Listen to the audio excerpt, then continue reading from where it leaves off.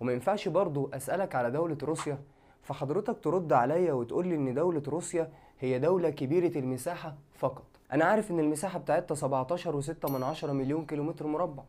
لكن ما ينفعش المعلومة على روسيا تكون دي بس، من غير ما حضرتك تكون عارف إن روسيا تعتبر دولة مجزأ بري،